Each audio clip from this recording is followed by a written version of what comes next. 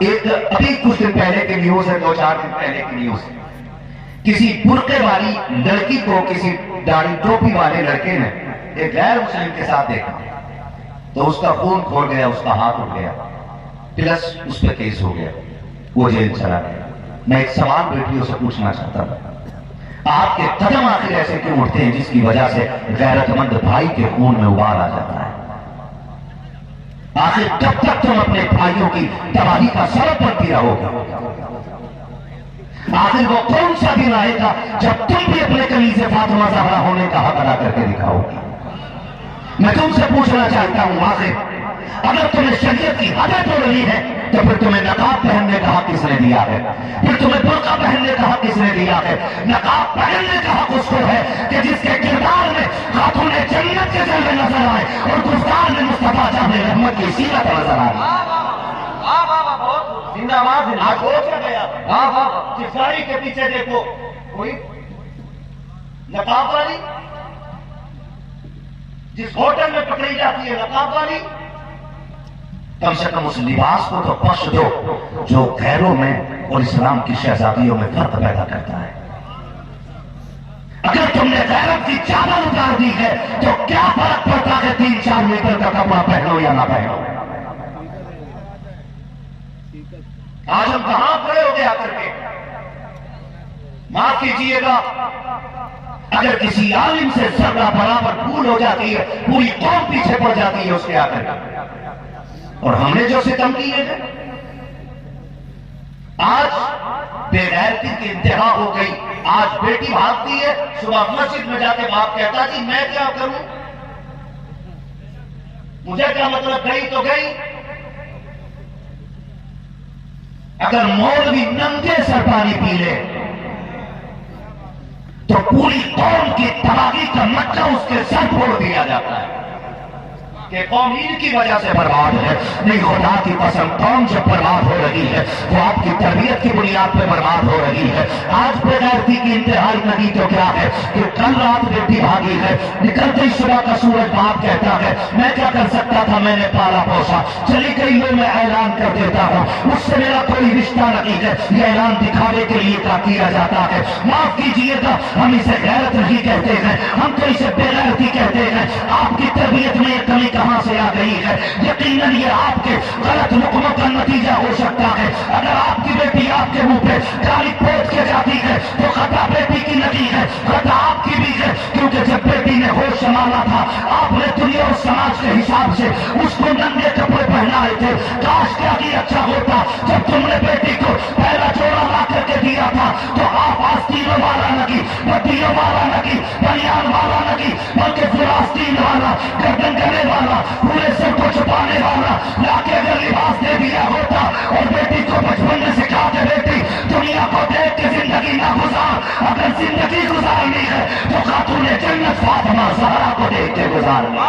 نعرہ تکبیر، نعرہ رسالت، نعرہ رسالت۔ حضرت علامہ مفتی حماد رضا صاحب بگڑا، واہ واہ واہ، بہت خوبصورت۔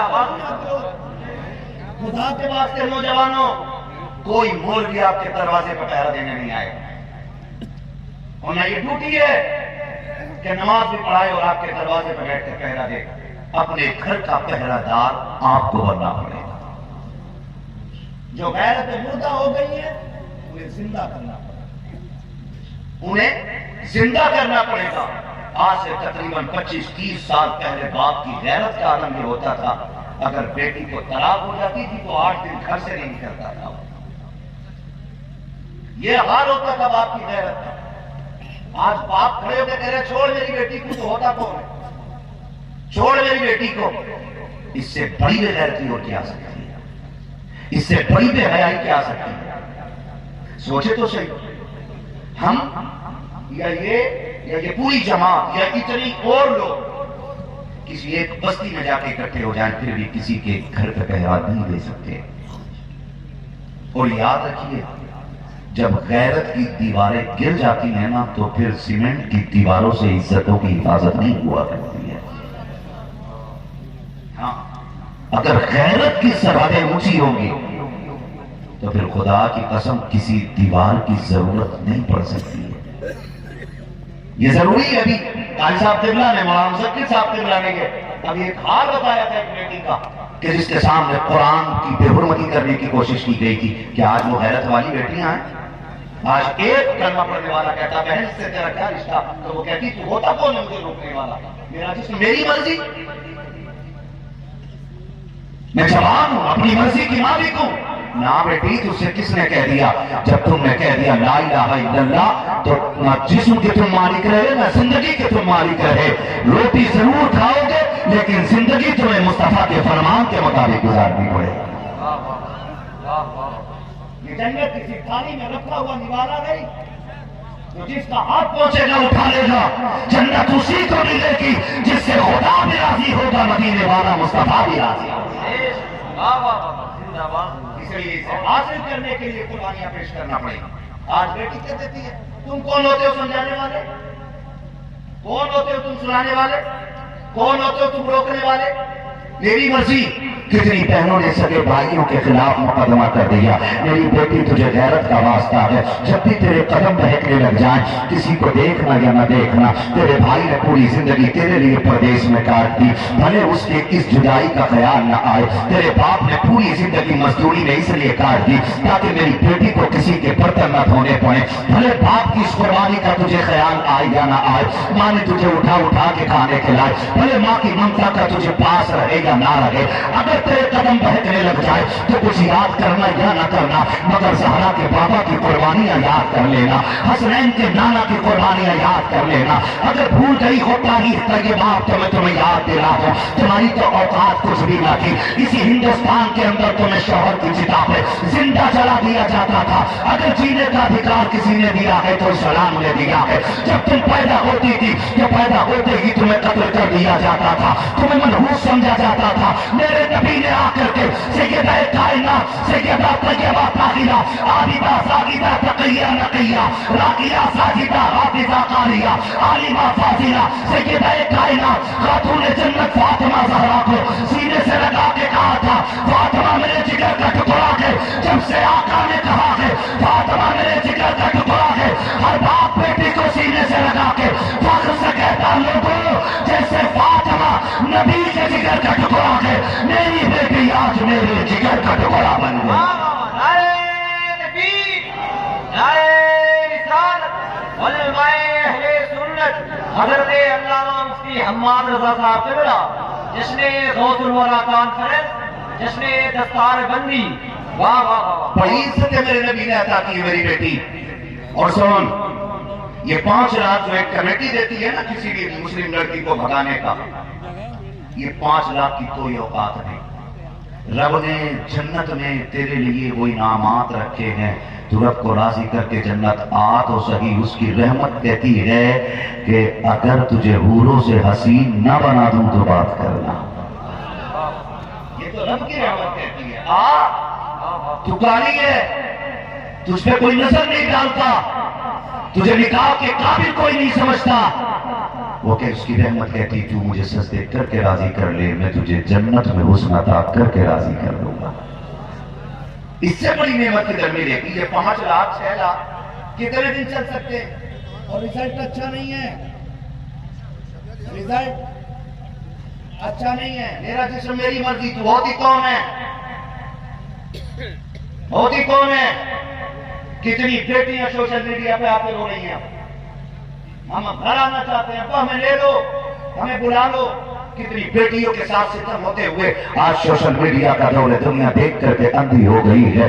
ان کے ساتھ جا رہی ہو جو تمہیں یوز کرنے کے بعد کوئی ٹرین کی پٹری پہ پھینک دے گا, کوئی ٹکڑے کر کے بیگ میں فٹ کر کے پھینک دے گا, کوئی تمہارا قیمہ بنا کے نالے میں ڈال دے گا, کوئی تمہیں فریج میں پیک کر دے گا, کوئی تمہیں کتوں کو کھلا دے گا, کوئی تمہاری بوٹیاں سمندر میں ڈال دے گا. ان پہ بھروسہ کر کے کہتی ہو ہمارا جسم ہماری مرضی ہے. آج تجھے بتاؤں میرے نبی نے تجھ سے کتنا پیار کیا ہے. صحابہ فرماتے हुजूर जलवागर है, हमारे बीच आका बैठे हुए हैं, आका हमसे महफिल गुफ्तगू है, हम मुस्तफा की जियारत कर रहे हैं, अचानक में मुस्तफा के लबे मुबारक हिल जाते हैं, आका करीम कहते हैं मैं हाजिर हूँ, फिर थोड़ी देर चुप रहे, फिर कहा आका ने मैं हाजिर हूँ, फिर सरकार ने कहा मैं हाजिर हूँ। सहाबा कहते हमें आवाज देने वाले की आवाज तो नहीं सुनाई देती थी, लेकिन मुस्तफा बार बार कहते थे मैं हाजिर हूँ, मैं हाजिर हूँ। हम समझ रहे थे कि जो हम नहीं देख रहे हैं वो मुस्तफा देख रहे हैं, जो हम नहीं सुन पा रहे हैं वो मुस्तफा सुन रहे हैं। कहते हैं सरकार दो आलम अचानक अपनी जगह से उठे और बड़ी तेजी के साथ निकल जाते हैं। सहाबा कहते हैं हमें डर था कोई दुश्मन मुस्तफा को अकेला देख के नुकसान ना पहुंचा दे, हम भी आका के पीछे पीछे चले, लेकिन कहते हैं सरकार की रफ्तार इतनी तेज थी कि हम आका के पीछे तो चले लेकिन सरकार नजर नहीं आए। कहते हमें रास्ते का पता नहीं। सहाबा बताओ जब रास्ते का पता नहीं है तो फिर हुजूर का पता कैसे मिला? कहते हम लंबी लंबी सांसें लेते, जिस गली से खुशबू आती जाती हम अपना रुख उधर कर देते थे, नबी की खुशबू आती थी, लोगों नबी इधर से गुजर के गए हैं। तभी तो मेरे इमाम ने कहा है उनकी महक में दिल के गुंजे खिला दिए गए, जिस राह चल दिए गए तुझे बसा दिए। जिंदाबाद जिंदाबाद। हाँ मेरी बेटी तुझे बताऊं नबी ने कितना प्यार किया है, हुजूर ने कितना प्यार किया है। सुन, सहाबा कहते हुजूर दौड़ गए, हम पीछे से दौड़ गए, हमने जाके देखा हुजूर एक दरवाजे पे खड़े, हुजूर एक दरवाजे पे खड़े, आके करीम ने दस्तक दी, कौन है दरवाजे पे? हुजूर फरमाते बेटी अभी तूने कहा ना काश मेरा कोई बाप होता, मैं आ गया हूं। सहाबा कहते हमने वहां नहीं सुना था, अब आकर की जबान नहीं सुन रहे। बेटी अभी तूने कहा ना काश मेरा बाप होता, मैं आ गया। उसने कहा कि अगर मेरा बाप इतना अच्छा होता तो मैं यहां ना होती। हुजूर फरमाते चल तूने ये भी तो कहा था काश मेरा भाई आता। हुजूर कहते मैं आ गया। उसने कहा मेरा भाई अगर इतना गैरत वाला होता तो मैं यहां ना होती। तो हुजूर ने फरमाया फिर तूने ये भी तो कहा था काश कोई तो हमदर्द होता। हुजूर फरमाते मैं आ गया। जब इतना सुना बच्ची ने कहा दरवाजा खुला अंदर आ जाए। हुजूर अंदर तशरीफ लेके गए, बच्ची को देखा आंख में आंसू है, बेकरार है। हुजूर ने फरमाया बेटी खैर है? उसने हुजूर के चेहरे को देखा, देख के कहने लगी आज तक आपको कभी नहीं देखा, आप कौन है? हुजूर ने फरमाया मुझसे ना पूछ मैं कौन हूं, तू बता तेरी आंख में आंसू क्यों आ गए? आप अंदाजा लगा ली, मेरा महबूब कहता तू बता बेटी तेरी आंख में आंसू क्यों आ गए हैं? बच्ची ने रोना शुरू किया। उसने कहा कि मैं एक यहूदी की खरीदी हुई बांधी हूं, उसके दर की कनीज हूं, मगर रोना इस बात का है कि मेरा बाप मुझे तब बाजार में बेच गया जब मैं 7 साल की थी, आज 10 साल पूरे हो गए, मैं जिन मुश्किलों से गुजर रही हूं मैं किसी से कह भी नहीं सकती हूं। हुजूर फरमाते रो क्यों रही है? उसने कहा रो इस बात पे रही हूं कि काम ज्यादा है, सख्ती भी ज्यादा है और तबीयत अलील है। मेरे नबी ने फरमाया क्या चाहती है? उसने कहा काश कोई मुझे छुटकारा दिला देता। मेरे नबी ने फरमाया बिलाल सारा सामान बांध दो। सामान आटे की गठरी अलग, गेहूं की गठरी अलग, जो उस वक्त जो था या जो पीस रही थी उस चीज की गठरी अलग, 2 गठरियां बनी। हुजूर ने हाथों में ले ली, सुने जरा, हुजूर ने हाथों में ले ली और लेके चलने लगे। सहाबा ने कहा ये बोझ हमें दे दीजिए। मेरे नबी ने फरमाया ना ये मेरी बेटी का बोझ है, आज मोहम्मद को उठाने दिया जाए, आज मैं इसका बोझ उठा रहा हूं। हुजूर ने लिया, फरमाने लगे बता कहां रहता तेरा मालिक? बच्ची ने इशारा किया, सुने गौर के साथ बच्ची ने इशारा किया, फला जगह पर उसकी पहाड़ी के पीछे मकान है, वहां रहता। सरकार फरमाते चल बेटी वहां लेके चल। अल्लाह पर बच्ची आगे आगे, सरकार पीछे पीछे, सहाबा पीछे पीछे आ रहे हैं। चलते चलते उस यहूदी के मकान के करीब तक पहुंचे। वो अपनी मकान की छत पर बैठा हुआ था, अचानक आने वालों को देखता है, आंखें मसलने लग जाता है, गौर कर रहा है कि दूर से आने वाली एक जमात तो नजर आती है, लेकिन एक चेहरे के अलावा कोई चेहरा साफ नजर क्यों नहीं आ रहा है? सारे चेहरे धुंधले हैं, लेकिन एक चेहरा इतनी दूरी से भी साफ नजर आ रहा है। वो देखता रहा, कुछ देर हुई तो ये करीब आई जमात, और इस जमात में सबसे आगे मेरे मुस्तफा जलवागर है। उसने दरवाजा खोला, कहा कौन हो तुम लोग? आका करीम ने कहा था कि सुनिए बच्ची तू खरीद के लाया था? कहा हाँ मैं खरीद के लाया था। आका कहते बता इसे बेचेगा कितनी कीमत में? उसने कहा कौन खरीदेगा? कहा मैं खरीदने के लिए आया हूँ। उसने कहा आपका नाम क्या है? میرے نبی نے کہا میرا نام محمد ہے. کہا باپ کا نام کیا ہے؟ کہا باپ کا نام عبداللہ ہے. کہا ماں کا نام کیا ہے؟ کہا ماں کا نام آمینہ ہے. اس نے کہا سعود آباد میں ہوگا. ذرا ٹھہرو میں کسی مشکل میں آ گیا ہوں. اندر گیا پرانی کتاب اٹھا کر کے لایا. وقت پلٹتا جاتا ہے, مصطفیٰ کے جلوے دیکھتا جاتا ہے, اور جلوے دیکھنے کے بعد اس نے بلایا اپنے مہمانوں کو, گھر والوں کو کہا جس کا اعلان ہماری کتابیں کرتی رہی ہے آج وہ ہمارے دروازے پر چل کے آ گیا ہے. جس کا اعلان پہلے نبیوں نے کیا ہے آج وہ ہمارے دروازے پہ آ گیا ہے. سب پریشان تھے کیا کرنا چاہتے ہو؟ تو سنو, جس آخری نبی کا اعلان ہماری کتابوں نے کیا ہے یہ تو کہ پیغمبر ہے. کہا تم کو کیسے پتا ہے؟ کہا ہماری کتابیں بتا رہی ہیں جو آخری پیغمبر ہوگا اس کی شان کا عالم یہ ہوگا کہ وہ مرنے والی بیٹیوں کو زندگی عطا کرے گا, وہ قیدیوں کو آزادی دلائے گا, وہ غلاموں کو رہائی کا پروانہ دے گا, وہ بے قراروں کا قرار بن کے آئے گا, وہ بے سہاروں کا سہارا بن کے آئے گا. اور ہماری کتاب بتاتی ہے اللہ نے اس کو ایسا حسن بھی اجازت دیا ہوگا کہ جہاں سے دیکھو گے وہاں سے اس کا چہرہ صاف نظر آئے گا. ایک ایک لائن پڑھ کے دیکھ لو اور ان کی عادتیں ملا کے دیکھ لو. میرے نبی نے کہا جلدی کر بتا اس کی کیا قیمت لے گا. قدم پکڑ کے کہا محبوب اس کی قیمت کچھ دے کیا نہ دے مجھے کلمہ پڑھ کے غلامی میں قبول کرا لیجیے گا. میرے نبی نے کلمہ پڑھایا ہے, میرے نبی نے کلمہ پڑھایا ہے. آقا کہتے بتا اب اس کی کیا قیمت لے گا. اس نے کہا سرکار اب یہی نہیں میں بھی آپ کے در کا غلام ہو گیا ہوں. آقا حقیقت تو یہ ہے جب تک بکے نہ تھے تو کوئی پوچھتا نہ تھا, تم نے خرید کر ہمیں انمول کر دیا. نعرہ تکبیر, نعرہ رسالت.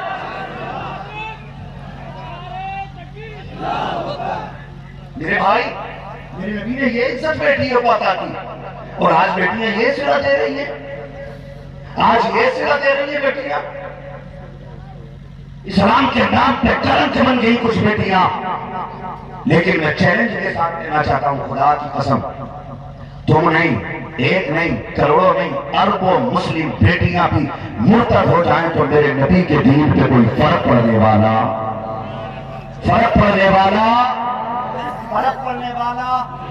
نہیں ہے. دین کو ہماری ضرورت نہیں, ہمیں دین کی ضرورت ہے. یاد رکھیں ہمیں دین کی ضرورت ہے. ہم اپنے گھروں میں دین لے کر کے آئیں, اپنی بیٹیوں کو کنیز فاطمہ زہرا بنا دیں. دو حقیقتیں ایسی ہیں جس سے کوئی چھٹکارا ہی نہیں. نمبر 1 موت, نمبر 2 قبر. یہ دو حقیقتیں ایسی ہیں جس سے کوئی چھٹکارا. بولو مرنا ہے کہ نہیں مرنا ہے؟ بولو مرنا ہے نا. ایک بیٹی وہ جو مرتد ہو کے ٹرین کی پٹری پہ کٹی ملی, اور ایک بیٹی وہ جس نے دین کے لیے بیٹے قربان کر دیے. جو ہے ایک بیٹی وہ جس نے دین کے لیے بیٹے قربان کر دیے.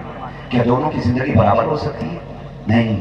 جو مرتد ہو کے دنیا سے گئی اس کی تباہی ہی تباہی ہے, اور جس نے اولاد دین کے لیے لگا دی خدا کی قسم رب کی رحمتوں نے بڑھ کے اس کا استقبال کیا ہے, بڑھ کے اس کا استقبال کیا. نوجوانوں آپ سے میری گزارش ہے ہر بھائی اپنی بہن کی غیرت کا پہرے دار بن جائے. بنیں گے انشاءاللہ, بنیں گے. ہم غفلت کہاں کرتے ہیں؟ بیٹیوں سے بھی گزارش کرتا ہوں, نقاب کا مطلب ہے جسم کو چھپانا ہے جی. اس لیے تو نقاب پہنا جاتا ہے کہ تاکہ جسم کی حیت بناوٹ صاف یہ چھپی رہے. اگر نقاب اتنا خوبصورت پہنا جائے کہ جسے خود لوگ مڑ کے دیکھیں تو پھر پردہ ہی کدھر جائے گا.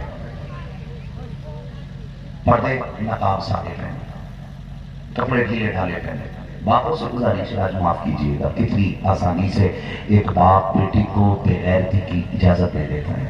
سوچ بھی نہیں سکتے. جہاں میں کہنے جا رہا ہوں ناراض تو نہیں ہو رہے آپ, مجھے بھی تو کوئی فرق نہیں پڑتا ہے. میں چاہتا ہوں یہ کرسی ملی ہے تو اس کا حق ادا ہونا چاہیے. چاپلوسی کر کے, دلالی کر کے, جھوٹی باتیں کہہ کے, مذاق کر کے, ہنس کے, ٹھٹے اڑا کے میں پھر ختم کر دینا, اللہ کو بھی منہ دکھانا ہے, اللہ کو بھی منہ دکھانا ہے. ہاں تو بہت غور سے میری بات سن میرے بھائی. کتنی آسانی سے ایک بھائی بے غیرتی کی اجازت دے دیتا ہے. پوری زندگی بیٹی شرافت سے رہتی ہے, سمجھ رہے؟ پوری زندگی بیٹی شرافت سے رہتی ہے.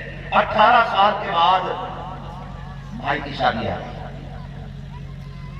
اس نے اتنے چست اور فٹنگ کے کپڑے پہنے کہ گھر میں کسی نے اعتراض کیا یہ کیوں پہنے. تو پہلے ماں وکالت کرتی ہے، چھوڑنا شادی روز روز تھوڑی ہو رہی. ہاں یہ پہلی مرتبہ بیٹی کو بے غیرت بنایا جا رہا ہے، اور باپ کی رضامندی کے ساتھ کہ چھوڑنا شادی روز روز تھوڑی ہو رہی. آج تو پہننے تھے، دنیا پہن کے آئی، آج بیٹی کو پہننے تھے. بیٹی نے ایسی بغیرتی والے کپڑے پہنے کہ بیٹی کپڑے پہن کے بھی ننگی ہو گئی. اور اسی دن باپ اور بھائی کی آنکھوں سے غیرت کا پانی چلا گیا. جس کی اتر جائے لوئی اس کا کیا کرے گا کوئی. غیرت کی چادر ایک بار اتر جائے تو پھر کوئی اسے غیرت کے کنبل میں لپیٹ نہیں سکتا ہے. یہ سب سے بڑی بےغیرتی ہے. ہم نے بیٹیوں کو پہلے دن یہ کپڑے پہنائے اور ستم والا ہے. ستم یہ کہ بارات آئی تو استقبال کے لیے بیٹیوں کو آگے کر دیا. اس سے بڑی بربادی ہماری قوم کے لیے اور کیا ہو سکتی ہے. سوچے ذرا، سوچے ذرا. محبوب علیہ السلام نے فرمایا تھا کہ میں جب معراج گیا، میں معراج کے سفر پہ تھا، میں جہنم کا میں نے دورہ کیا. میں نے جہنم کو دیکھا، اس میں ایک کنواں تھا. اس کنویں کے اندر سے میں نے عورتوں کے چیخنے کی آواز سنی. میں نے کہا جبریل یہ کون بدبخت عورتیں ہیں جو اس کنویں کے اندر ہیں؟ حضرت جبریل نے عرض کی محبوب آپ کی امت کی یہ وہ عورتیں ہیں جو کپڑے پہن کے بھی ننگی نظر آیا کرتی تھی. خود سوچ لو اب کدھر جانے کا ہے. جو کپڑے پہن کے بھی ننگی نظر آیا کرتی تھی. مفسرین فرماتے ہیں کپڑے پہن کے ننگی نظر ہونے کا مطلب یہ ہے کہ ان کے جسم کے اعضاء نظر آئیں گے کپڑے پہننے کے بعد. آج معاف کیجیے، اگر کوئی شریف زادی، کوئی عزت والی پڑھی لکھی بچی ڈھیلے کپڑے پہن لے تو میری قوم کی بگڑی ہوئی بیٹیاں کہتی دیکھو کیسا جاہلیوں والا لباس ہے، اولڈ فیشن ہے، دیہاتی لگ رہی ہے، اندر لگ رہی ہے، کلر لگ رہی ہے. اتنے تانے دیے جاتے ہیں. جب غیرت مند بیٹیاں بگڑی ہوئی بچیوں کے ان تانوں کو سن کر کے گردن غیرت سے جھکا لیتی ہیں، مشیت کا نقیب آواز دیتا ہے اے میری بادشاہ بندی آج ان کے تانے برداشت کر لے، آج ان کی باتیں سن لے. جب تو میری بارگاہ میں حاضر ہوگی میں تجھے وہ مقام عطا کروں گا کہ یہ دیکھ کے دانتوں میں انگلیاں ڈالے گی اور یہ افسوس کرے گی کاش ہم نے کل اسی بیٹی کی طرح نقاب پہنا ہوتا تو آج وہاں بھی عزت رہ جاتی، میدان قیامت میں بھی عزت رہ جاتی. زندہ باد زندہ باد. میں ان بیٹیوں کے ساتھ کھڑا ہوں جو بیٹیاں اولڈ ماڈل کپڑے پہنتی ہیں. میں اپنی بات کروں. ہاں نتیجہ کیا نکلے گا؟ نئے دور کے کپڑے پہن کے بیٹیاں ننگی ہو گئی، باپ بھی دیکھ رہا، بھائی بھی دیکھ رہا ہے. اب کسی میں غیرت نہیں ہے. اور جب غیرت نہیں ہے پھر بیٹیاں گئی، پھر رونا کس بات کا ہے؟ پھر رونا بھی چھوڑ دو، آنسو بہانا بھی چھوڑ دو. بھائیوں سے میری گزارش ہے خدا کے واسطے، خدا کے واسطے ہمارے گھر کے جھگڑے جو ہمارے پریوار کو توڑ رہے ہیں، ہمارے خاندانی جھگڑے جنہوں نے ہمارے پریوار کے ٹکڑے کر دیے ہیں، اس سے باہر نکلنا. باپ بیٹے کا نہیں ہے، بیٹا باپ کا نہیں ہے، بھائی بھائی کا نہیں ہے، ماں بیٹی کی نہیں ہے، بیٹی ماں کی نہیں ہے. اور اگر دوستانہ ہے بھی تو کتنا غلط دوستانہ ہے. بھائی بہن سے کہتی تو میرے راز پہ پردہ ڈالنا ہے، تیرے راز پہ پردہ ڈالنا ہے. آج یہ تو امت کو دیکھنے تھے. خدا کے واسطے بیٹوں سے کہنا چاہوں گا باپ کی طاقت بنے، بیٹیوں سے کہنا چاہوں گا باپ کی غیرت بنے، ماؤں سے کہنا چاہوں گا اولاد کی جنت بنے، اور باپ سے کہنا چاہوں گا اولاد کی ہمت بن جائیے گا. سبھی سے میرا اتنا کہنا ہے بیٹے باپ کی طاقت بنے. ایک بندہ پودا لگاتا ہے نا، پودا اس سے بھی امید لگاتا ہے بڑا ہوگا تو پھل کھانے ملیں گے، اور 6 سال میں وہ درخت بڑا ہو جاتا ہے. 6 سال میں وہ درخت بڑا ہو جاتا ہے. پھر بندہ اسے حسرت بھری نگاہ سے دیکھتا ہے. مجھے ایک بات بتاؤ، اگر درخت آدمی امیدوں سے لگا لیتا ہے جب کہ 6 سال میں پورا ہو جاتا ہے، 8 سال میں پورا ہو جاتا ہے، پھر باپ بیٹوں کو کتنی حسرتوں سے پالتا ہوگا جس کا پھل 25-30 سال کے بعد کھانے کو ملتا ہے. مقام پہ آ کر کے کھڑے ہو گئے ہیں. اس مقام پر لگتا ہے جیسا کہ ابھی حضرت علامہ مولانا مذکر حسین صاحب قبلہ نے کہا تھا کہ ہم یہ انتظار کر رہے ہیں کہ وقت خود کو بدلے گا، وقت اچھا ہوگا، دور بدلے گا، لیکن یہ تب تک نہیں بدلے گا جب تک ہم نہیں بدلیں گے. آج ہم کتنے ٹوٹے ہوئے ہیں، ہمیں اس پہ غور کرنا ہے. ہم کتنے ٹوٹے ہوئے ہیں اور کہاں کہاں ٹوٹے ہوئے ہیں. آپ جائزہ لیں تو ہم گھروں میں ٹوٹے ہوئے ہیں، ہم محلوں میں ٹوٹے ہوئے ہیں، ہم خاندانی لیول پر ٹوٹے ہوئے ہیں، ہم بستی کے اعتبار سے ٹوٹے ہوئے ہیں، اور اگر بستیوں سے باہر نکلا جائے تو ہم اطراف و جوانب میں ٹوٹے ہوئے ہیں، اگر اس سے بھی آگے بڑھا جائے تو ایک ضلع کے مسلمانوں میں اتحاد نہیں، اور اس سے آگے بڑھا جائے تو ایک صوبے کے مسلمانوں میں اتحاد نہیں، اور اس سے آگے بڑھا جائے تو ایک ملک کے مسلمانوں میں اتحاد نہیں، اور آگے بڑھ کے کہوں تو پھر سنیں پوری دنیا کے مسلمانوں میں آج اتحاد نہیں۔ دل کے پھپھولے جل اٹھے سینے کے داغ سے، اس گھر کو آگ لگ گئی گھر کے چراغ سے۔ ہمیں تو محبوب علیہ السلام نے اس مقام پہ لا کے کھڑا کر دیا تھا کہ جہاں ہم فخر سے کہتے تھے کہ امت مسلمہ سو جسم ایک جان ہے، اگر تکلیف کسی ایک کو ہوگی تو درد سبھی کو ہوتا ہے۔ ہم اس مقام پر کھڑے تھے کہ جہاں سب کو ایک نگاہ سے دیکھا جاتا تھا، ہم اس منزل پہ لا کے کھڑے کیے گئے تھے مصطفیٰ کے ذریعے، جس منزل کو دیکھ کر کے دنیا کہتی تھی کہ ایک ہی صف میں کھڑے ہو گئے محمود و ایاز، نہ کوئی بندہ رہا نہ کوئی بندہ نواز۔ ہمیں حضور نے اس رسی میں لا کر کے باندھ دیا تھا کہ لا الہ الا اللہ کہنے والے سارے ایک قطار میں نظر آتے تھے، لیکن معاف کیجئے گا آج کہیں سلسلوں کے جھگڑے ہیں، کہیں پیرا مریدی کے جھگڑے ہیں، کہیں برادریوں کے جھگڑے ہیں، کہیں ذات پات کا اختلاف ہے، کہیں امیری غریبی کا اختلاف ہے، کہیں چھوٹے بڑے کا اختلاف ہے، کہیں کالے گورے کا اختلاف ہے، جبکہ ہم بھول گئے تاریخ کا وہ باب کہ جب میرے نبی نے آخری خطبہ حجۃ الوداع کے موقع پہ دیا تھا اور فرمایا تھا میرے صحابہ میں مکمل دین تمہیں دے کر کے جا رہا ہوں، اور آخری خطبے میں آقا کریم نے جو جملے کہے تھے ہر جملہ میرے نبی کا تعریف ساز ہے، ہر جملہ میرے نبی کا قابل قدر ہے، لیکن جس جملے کی طرف میں آپ کی توجہ دلانا چاہتا ہوں، میرے نبی نے کہا تھا میرے صحابہ آج میں نے تمہارے درمیان سے سارے فرق مٹا دیے ہیں، نہ تم پر کسی گورے کو کسی کالے پہ فضیلت ہے، نہ اجمی کو عربی پہ فضیلت ہے، نہ کسی کمزور پہ طاقتور کو فضیلت ہے، میں سارے فرق مٹا کر کے جا رہا ہوں۔ میرے نبی نے کہا تھا یاد رکھنا تم میں سب سے افضل وہ ہوگا جو خدا کے نزدیک تم میں سب سے زیادہ متقی ہوگا۔ آج غور کرنے کی ضرورت ہے، آج تقویٰ نہیں ہے، باقی سب کچھ ہے، دولت بھی ہے، شہرت بھی ہے، حسن بھی ہے، رنگ بھی ہے، جنگ بھی ہے، شجروں کی کثرت بھی ہے، مریدوں کی تعداد بھی ہے، پیر کی واوائی کے نعرے بھی ہیں، اگر نہیں ہے تو مصطفیٰ کا دیا ہوا دین ہماری گردنوں میں نہیں رہ گیا ہے۔ آج بہت کنگال ہو گئے ہیں اور ہماری اس لاپرواہی کا نتیجہ آپ جانتے، معاف کیجئے گا